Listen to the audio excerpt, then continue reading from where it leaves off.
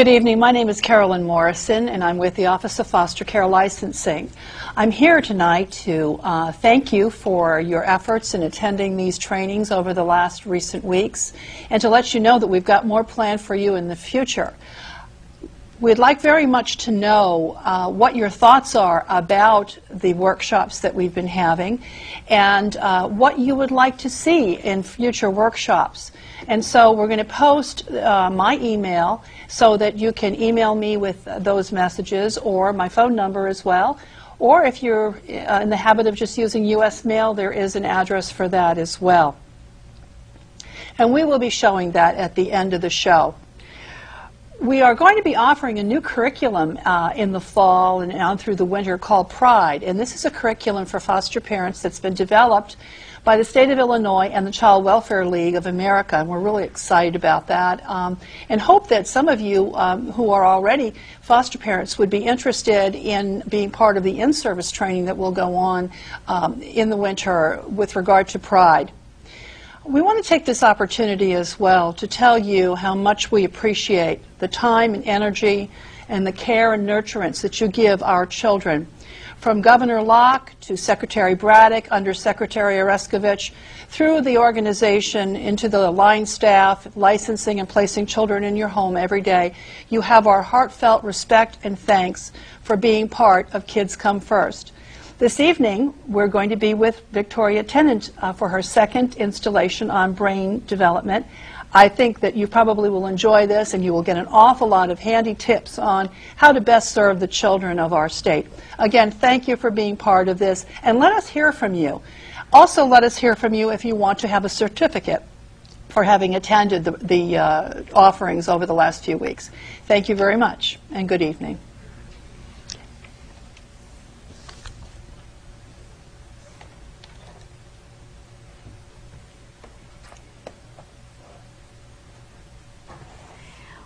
Hello, and welcome back to our second presentation on brain development. I hope that everyone that was with us last time received handouts and that the newcomers have handouts as well. We are going to be taking a look at the agenda first. So if you look in your handouts, that should be your very first page. Last time we talked about the developing brain and how brain cells, neurons, create connections that are in response to the experiences that children have. So we really looked at how important those experiences are for nurturing the developing brain. This time, we are going to take a look at the brain in a little broader view. Instead of the small cells, the neurons, we're going to expand it and take a look at brain geography. We're going to be talking about layers of the brain and how those layers of the brain relate to the development of the brain in the womb, the maturation of the brain, and the emotional states of the brain.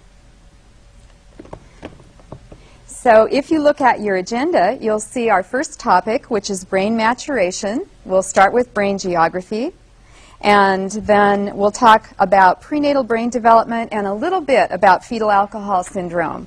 We're going to talk about what areas of the brain are impacted by that. And then we'll move into the brain maturation and talk about readiness. Nurturing children's emotional development will continue us in our journey as we explore the map of the brain. We'll be talking about different brain layers, basic needs, and that will take us into stress in the brain, stress management, and self-control. We have a break from 7:20 to 7:30, and we also will have a discussion and question call-in time at 8:35.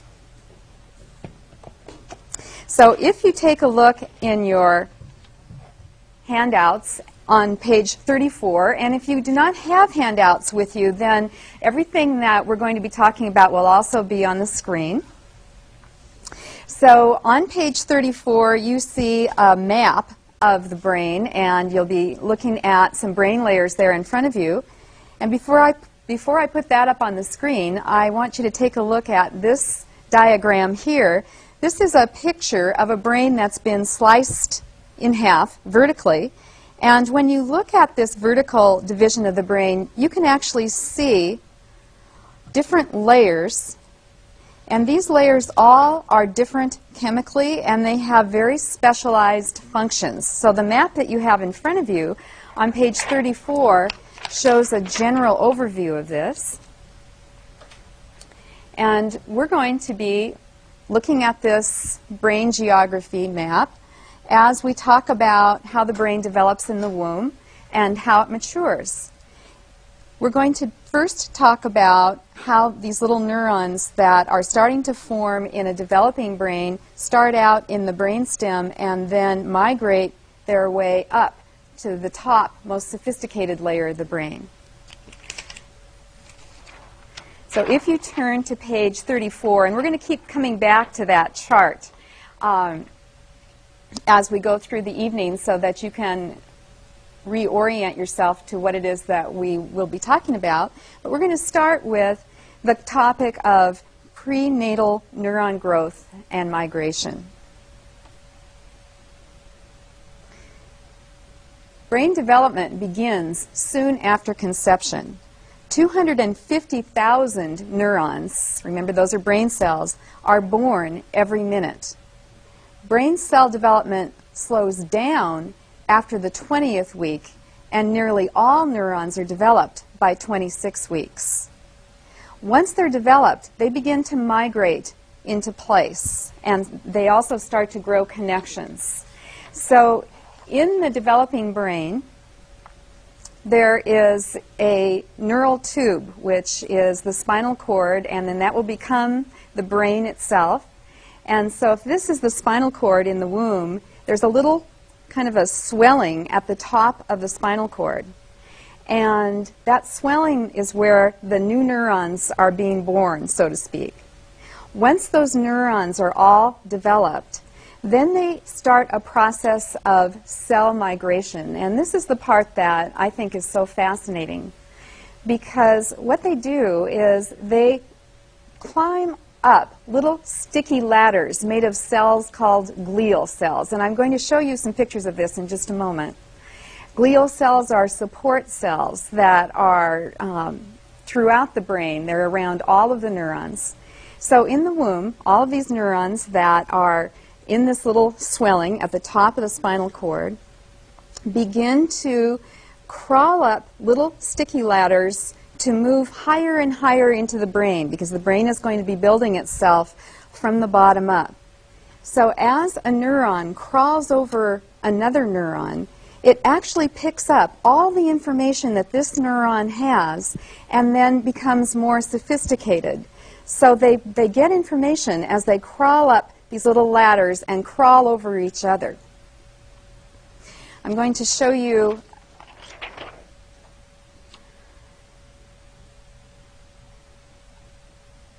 a picture of a sticky ladder here, a glial cell.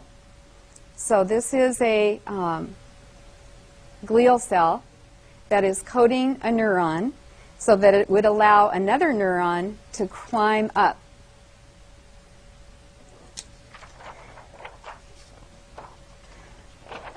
Now, what's important for us right now to know about this is that this migration process and the development of the neurons makes the developing child very, very vulnerable to anything that the mother experiences, both externally and internally. So the mother's emotional state, what she eats, her environment, all of that is so critical to this delicate developing brain.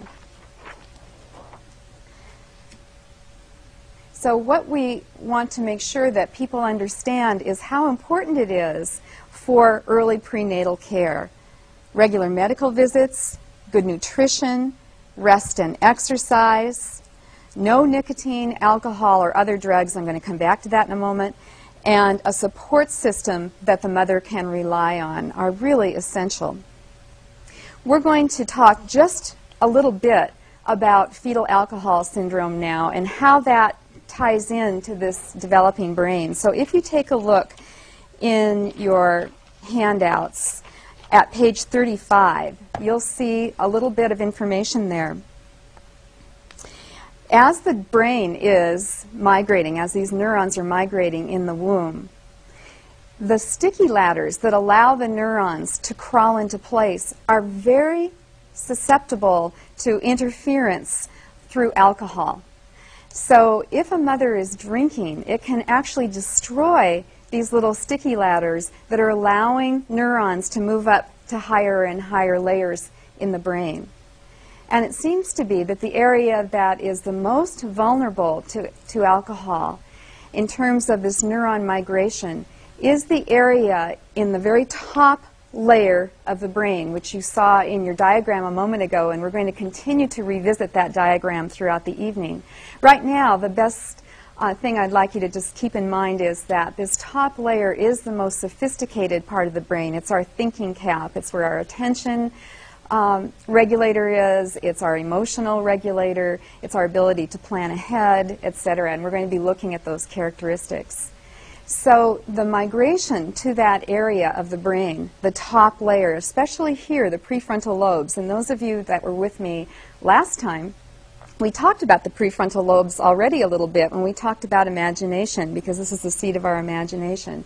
This is the area that can be very strongly impacted, and neurons that are trying to get up there won't actually all get into their places. So if you've seen pictures of children with fetal alcohol syndrome, pictures of children's brains, excuse me, you often will see a picture of a very misshapen brain, which is a rather scary image, because the brain has not rounded out, it hasn't filled in that upper layer. Another area of the brain that is impacted by alcohol is the hippocampus, and we're going to talk about the feeling brain today, and that's one of the structures in the feeling brain, and it's responsible for long-term memory and learning.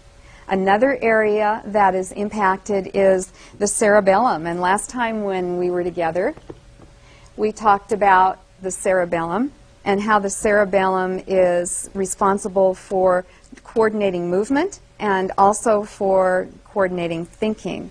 So we have these areas impacted: the cerebellum, coordination. We have the hippocampus, which is in one of the structures in this middle part of the brain here. And then we have the upper layer of the brain, especially these prefrontal lobes that are impacted. The neurons that are trying to migrate there just don't get there in the same numbers that they would in a healthy brain. So that has, of course, very serious consequences.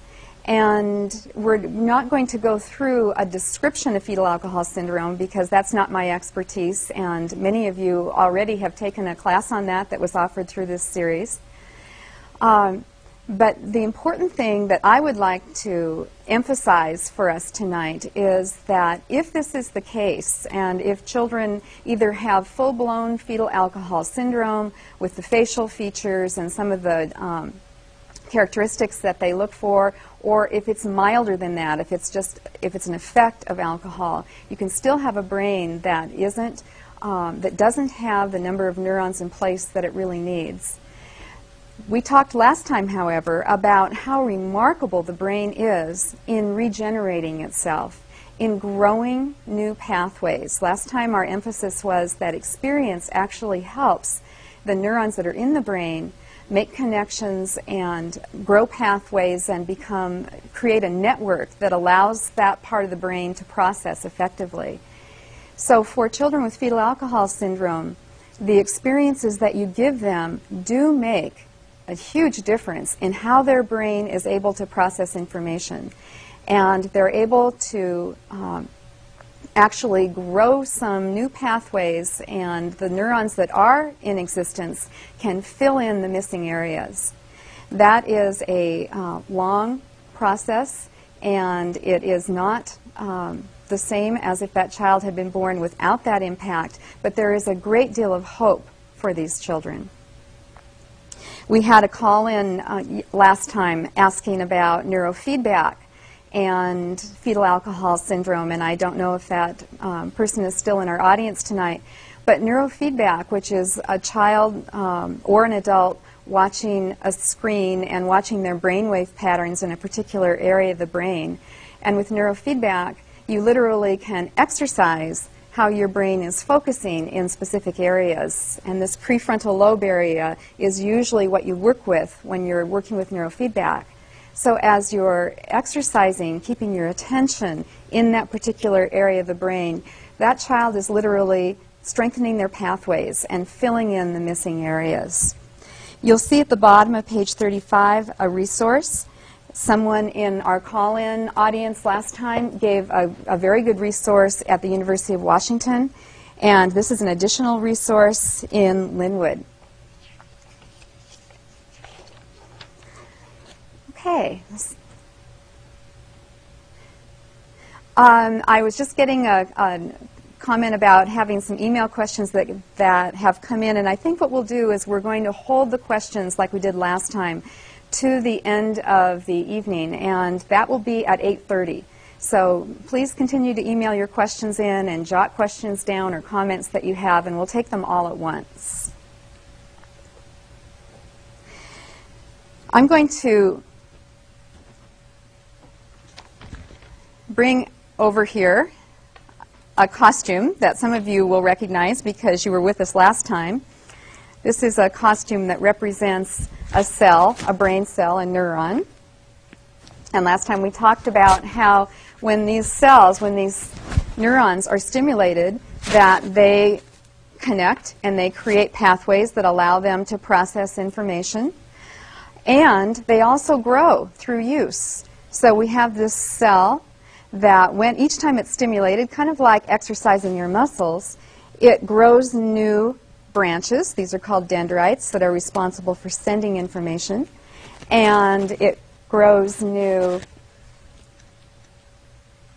terminals, which are these little branch-like items that are off of another extension from this neuron, which is called an axon. And axons are responsible for sending information. So we have dendrites receiving information and axons sending information. So experience literally causes the brain to grow and flourish. There is a boundary, though, on these experiences and a time limit.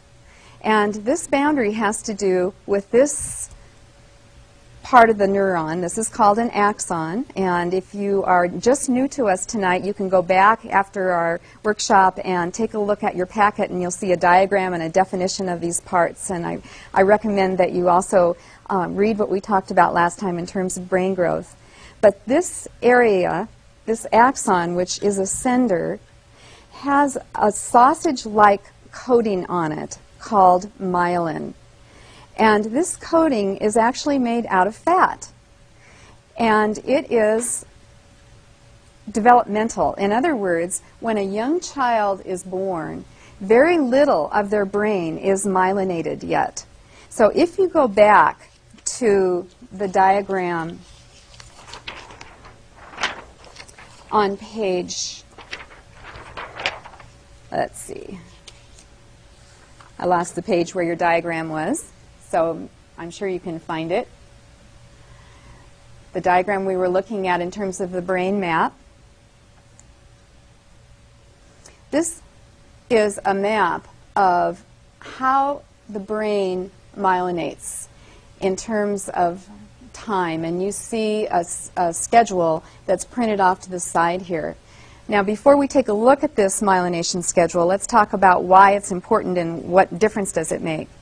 So as the brain is developing, the neurons that are passing information to each other are able to send information and receive information, but they don't send information as fluidly if this part of the neuron is not myelinated yet or not insulated yet. So this axon would actually kind of look like this. So if you think about an electric cord and the insulation on that electric cord, and what happens when that insulation starts to wear off, the cord shorts out. And that's kind of what happens with the axon. If this doesn't have an insulation on it, it can send information, but it's not very efficient, it's not very dependable, sometimes it works, sometimes it doesn't. So it's a very immature neuron. I have a CD player right now that is shorting out, and it's a good example of how neurons work when they're not fully myelinated. So when I put a CD in, sometimes it plays, sometimes it doesn't, sometimes it'll go all the way through a song. I can't depend on it yet. So myelination actually makes this neuron send information more efficiently. Now if you take a look at your diagram again,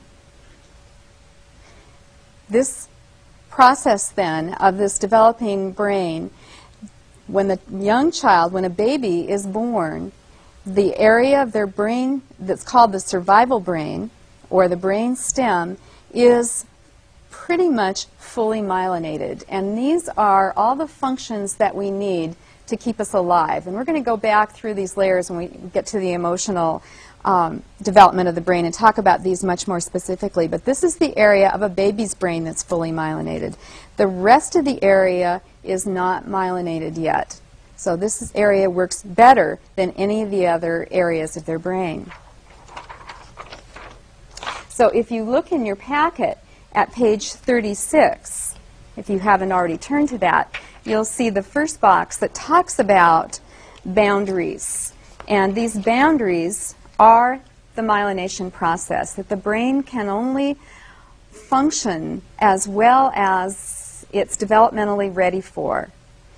And so with the young baby having a brain stem fully myelinated, that means that all those survival kinds of reflexes and their autonomic nervous system, breathing, heart beating, eye blinking, etc., are working as well as an adult's would be working. Now, because the rest of their brain isn't myelinated yet, their brain is very susceptible to damage. So if a baby is shaken, then that brain that is not cushioned with fat, with myelination, can be very easily damaged as the brain literally kind of bashes against the skull. So the shaken baby syndrome and the important point of never shaking a baby really ties in to myelination. It's also important when you're playing with a baby and you're bouncing them up and down and you're doing all the fun tumbling things that often dads like to do, that you don't stop that, but that you remember how delicate their brain is and that it doesn't have a cushion. And so you do that kind of playing gently.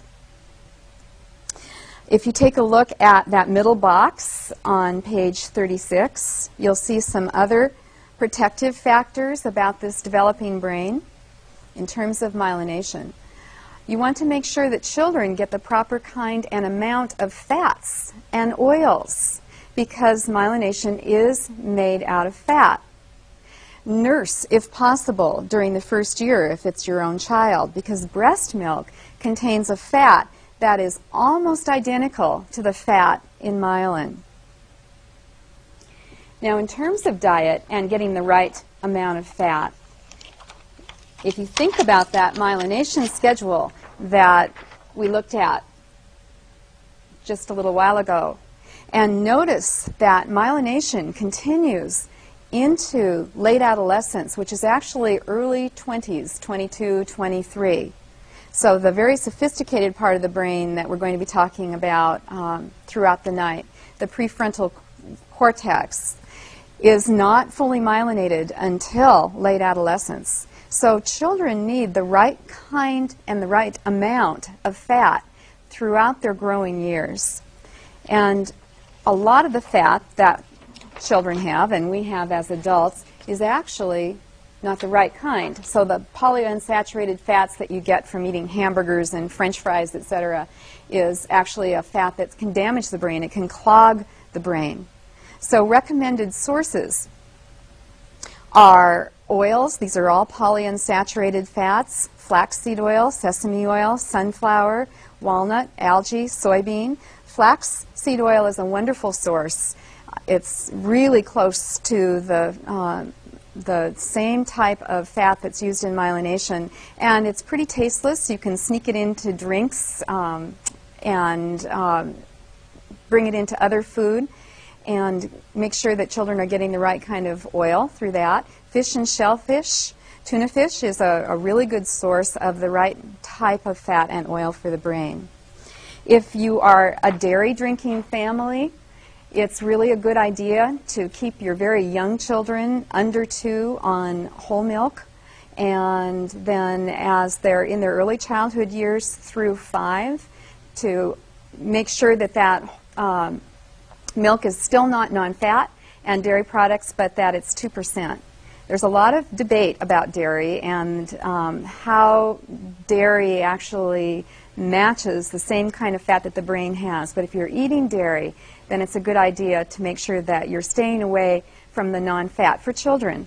And then we have high school children, especially many girls, who are really into super thin and they're constantly dieting, and they can actually be damaging that myelination process if they're not getting enough fat and oils in their diet.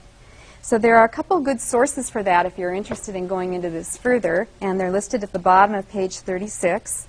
The first source is called Smart Fats, and this book is pretty technical. It has everything you'd want to know about fat in the brain and more. So if you're really interested in getting into this in depth, this would be a book that I would recommend. How Dietary Fats and Oils Affect Mental, Physical, and Emotional Intelligence. The other book that's a little easier to read, especially if nutrition isn't an area that you're real experienced with, is called Feeding the Brain, How Foods Affect Children. And it has sections on fat in the brain and also all kinds of other effects of food and how the brain and emotions work.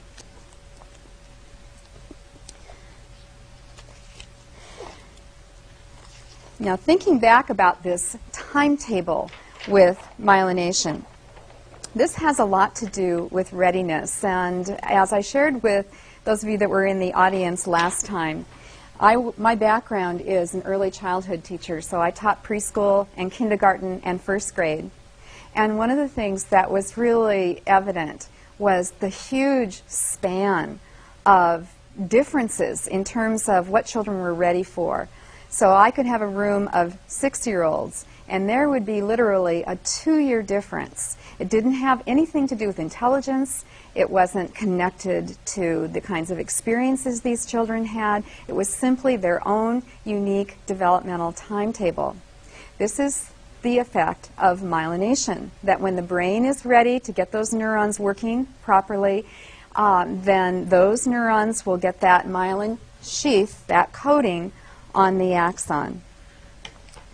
So if you take a look at page 37, in the top box you'll see some statements about readiness.